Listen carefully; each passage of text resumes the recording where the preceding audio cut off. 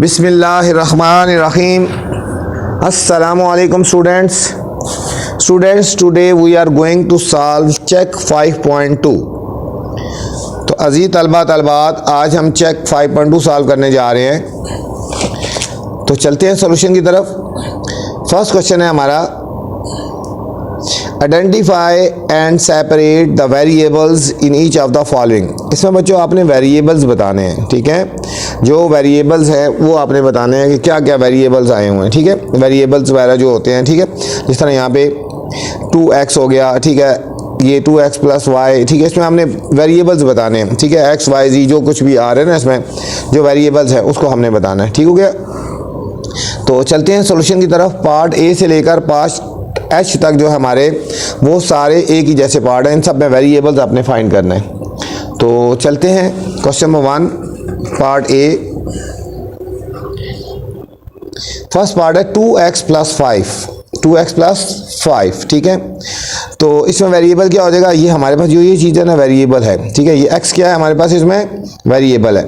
तो इसमें क्या आ जाएगा, variable is equal to x आ गया, variable is equal to x आ गया। ये कोफिशिएंट होता है और ये कांस्टेंट होता है, इसके बारे में बाद में पढ़ेंगे, ठीक है। ये वेरिएबल आ गया, इसमें क्या आ गया, वेरिएबल x। नेक्स्ट हमारे पास 7x square plus 2y plus c, ठीक है। इसमें बच्चों वेरिएबल आ गया, ये एक x आ गया, ठीक है, और एक हमारा y आ गया, x और y आ गया, x और y। x स्क्वायर नहीं लिखना, बस खाली ये लिखना है, पावर नहीं लिखनी होती। इसमें वेरिएबल्स कितने हैं, दो हैं, एक x है और एक y है। ये c नहीं आएगा, ये c कांस्टेंट है, ठीक है। वेरिएबल्स कौन से हो जाएंगे, x और y, ठीक है। स्क्वायर नहीं लगाना आपने, सिंपल जस्ट x और y लिख देना है। नेक्स्ट सी पार्ट है 9a प्लस 4। तो इसमें कौन सा वेरिएबल हो जाएगा बच्चों, इसमें वेरिएबल हमारे पास हो जाएगा a। इसमें क्या हो जाएगा, वेरिएबल a आ गया। नेक्स्ट पार्ट है D 2u square plus 2v, ठीक है। इसमें वेरिएबल कौन कौन से हो सकते हैं, एक हमारा u हो जाएगा और एक हमारा v हो जाएगा, ठीक है। u स्क्वायर नहीं लगाना आपने, ठीक है, u और v। इसमें कौन कौन से वेरिएबल्स हो जाएंगे, u एंड v हो जाएंगे, ठीक है। नेक्स्ट पार्ट है 5w plus 7x minus 2। 5w plus 7x minus 2। तो इसमें कौन कौन से वेरिएबल्स आ रहे हैं, देखो जरा, एक w आ रहा है और दूसरा हमारे पास x आ रहा है। तो इसमें क्या हो जाएंगे variables, w and x। w and x। Next हमारे पास f पार्ट है 7x plus y minus 4। 7x plus y minus 4।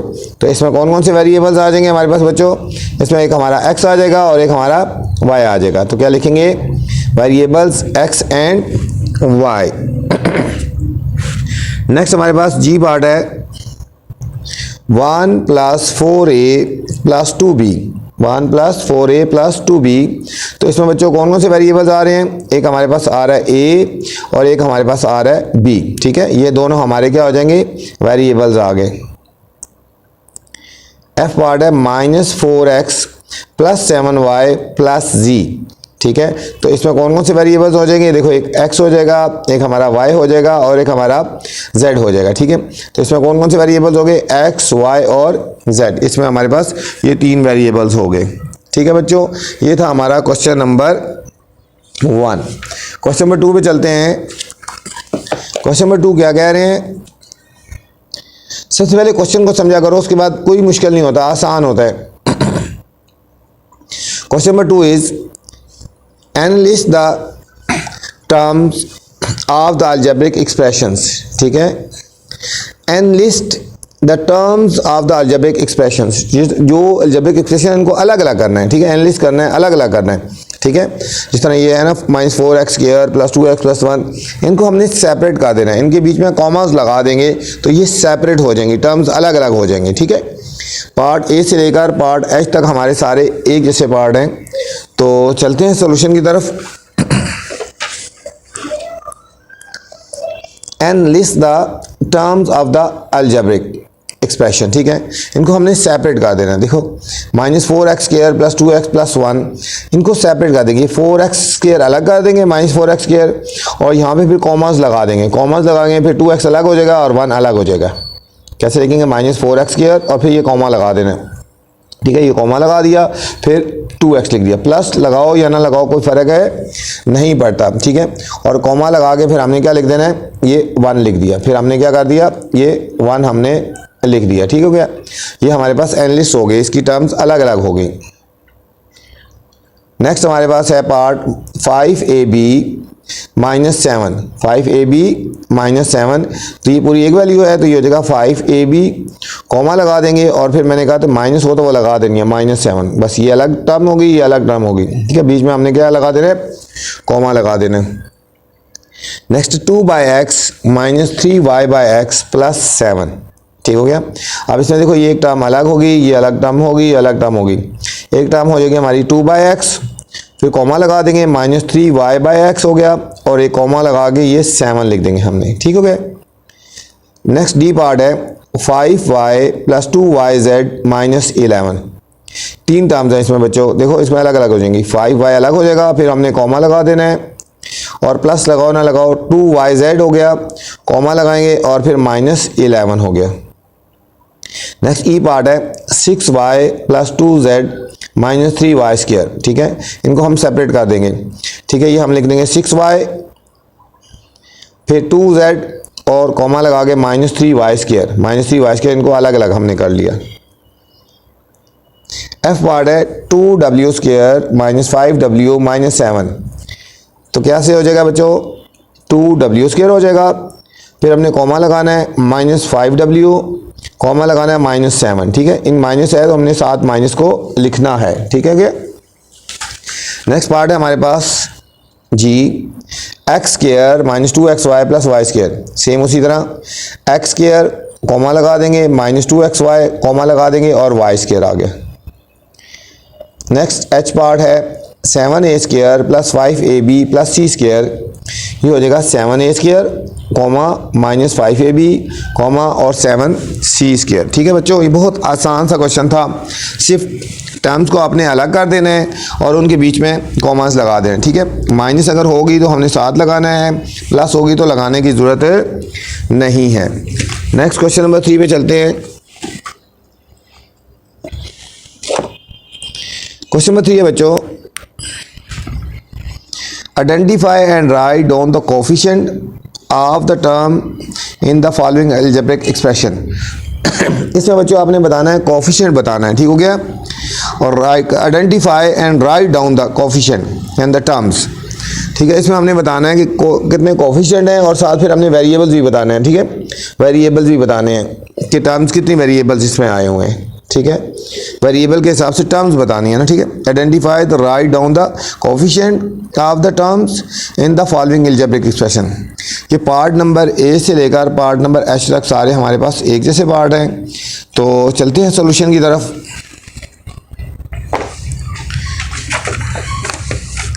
ये क्वेश्चन नंबर 3 था हमारे पास, identify and write down the coefficient of the following. First part है 31x + 4। इसमें देखो बच्चों कोफिशिएंट क्या होता है, कोफिशिएंट वो होता है जो वेरिएबल्स के साथ आता है, उसको हम कोफिशिएंट बोलते हैं, ठीक है। ये हमारे पास वेरिएबल था ना, इसके साथ जो वैल्यू आई है वो कोफिशिएंट होती है, ठीक है। वेरिएबल के साथ जो आती है वो कोफिशिएंट होती है। तो इसमें हमारे पास कोफिशिएंट क्या हो जाएगा, हमारे पास इसमें हमारे कोफिशिएंट हो जाएगा 31। क्या हो जाएगा हमारे पास बच्चों, कोफिशिएंट क्या हो जाएगा 31।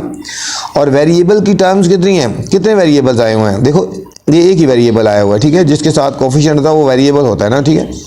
वेरिएबल के साथ कोफिशिएंट होता है। तो कितनी टर्म्स आई हुई हैं वेरिएबल वाली, एक ही वेरिएबल वाली आई है, ठीक है। एक्स वेरिएबल है ना, तो वेरिएबल वाली टर्म्स कितनी होगी हमारे पास, ये वाली एक होगी, ठीक है बच्चों। ये हमारे पास वेरिएबल टर्म्स होगी और ये हमारे इसके साथ जो है वो कोफिशिएंट हो गया। अब नेक्स्ट देखो 2xy + y²। देखो ये दोनों वेरिएबल्स हैं, दो वेरिएबल्स हैं, तो इनके साथ जितनी वेरिएबल्स होंगे कोफिशिएंट उनके अलग अलग होंगे।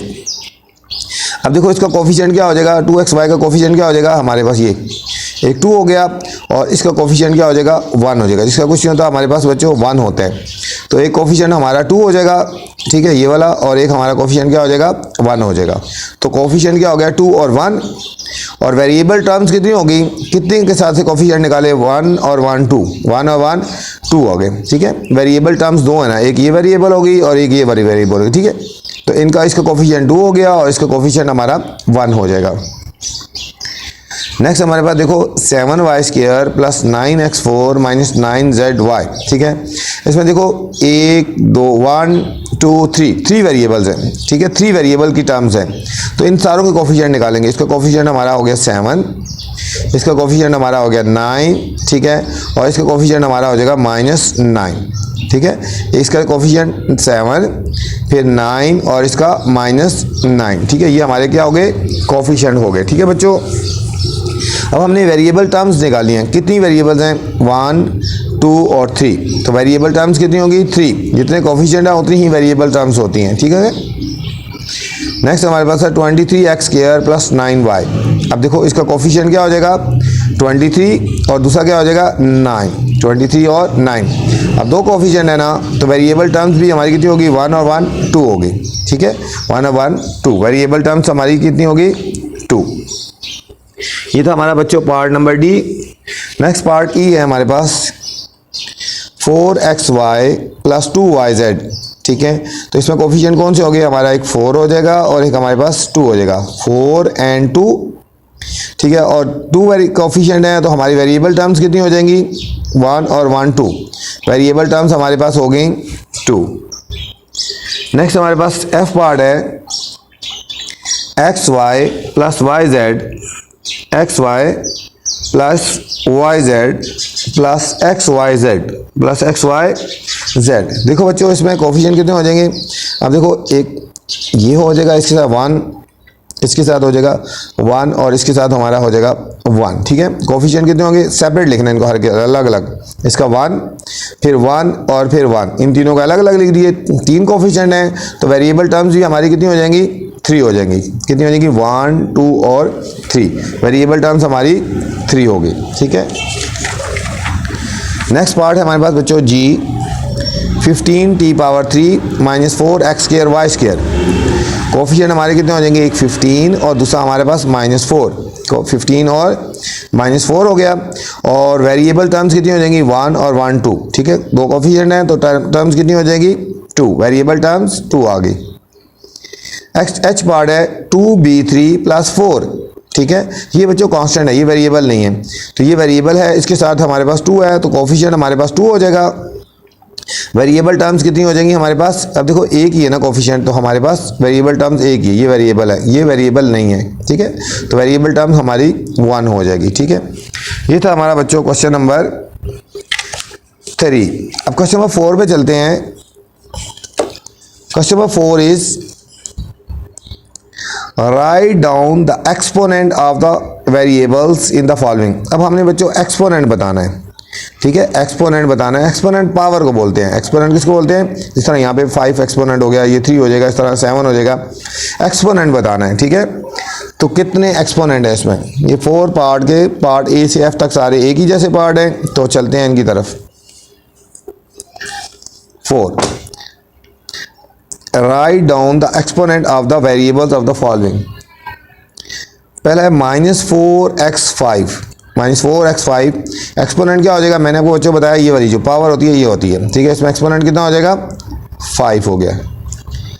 नेक्स्ट पार्ट है 7b³3, तो इसमें बच्चों एक्सपोनेंट कितना हो जाएगा, पावर क्या है आपके पास 3, तो एक्सपोनेंट क्या हो जाएगा हमारे पास 3 हो जाएगा, ठीक है। एक्सपोनेंट बोलते हैं पावर को, जो ऊपर पावर लिखी होती है। नेक्स्ट है y⁻7, तो एक्सपोनेंट हमारा क्या हो जाएगा इसमें 7, शाबाश, गुड। नेक्स्ट डी पार्ट है t⁻3, तो एक्सपोनेंट हमारा हो जाएगा इसमें पावर जो है 3, तो एक्सपोनेंट हमारा हो जाएगा 3। नेक्स्ट ई पार्ट है बच्चों 7h⁻7, 7h⁻7 हो गया, और इसका एक्सपोनेंट क्या हो जाएगा फिर, जो पावर है 7 हो गया। एफ पार्ट है 2z⁻4, अब ये पावर 4 है तो एक्सपोनेंट हमारा कितना हो जाएगा 4। ये था बच्चों हमारा क्वेश्चन नंबर 4, ठीक है। तो आपसे गुजारिश है कि आप चैनल को लाइक भी करें, सब्सक्राइब भी करें और दोस्तों के साथ शेयर करें, ठीक है, ताकि जो भी मैं वीडियो बनाऊं तो आप तक बर वक्त पहुँचती जाए ना, जो भी नई वीडियो बनाऊँ, जो भी चीज़ अपलोड करूँ तो आप तक पहुँच जाए। तो चलते हैं क्वेश्चन नंबर 5 की तरफ। Write down algebraic expression by using the given terms ठीक है। अब हमने अलजेब्रिक एक्सप्रेशन लिखनी है, ठीक है, अलजेब्रिक एक्सप्रेशन लिखनी है। क्वेश्चन नंबर जो 1 था ना बच्चों, उसका ऑपोजिट है। उसमें देखो ना, इनको अलग अलग लिख दिया था, कॉमास लगा के लिखा था। अब हमारा ये वाला क्वेश्चन उसके बिल्कुल ऑपोजिट है। इसमें कॉमास को हटा देना है आपने और इनको कंबाइन करके लिख देना है, कंबाइन करके लिख देना है, ठीक है। जिसके साथ कोई साइन नहीं लगा होगा हमने प्लस लगा देना है और कॉमास को हमने ख़त्म करके एक टर्म बना देनी है। देखो अब सेपरेट हुआ है ना, ये कॉमा लगा हुआ है, ये कॉमा, ये सेपरेट लिखे हुए हैं, ठीक है। तो चलते हैं सॉल्यूशन की तरफ क्वेश्चन नंबर 5 के।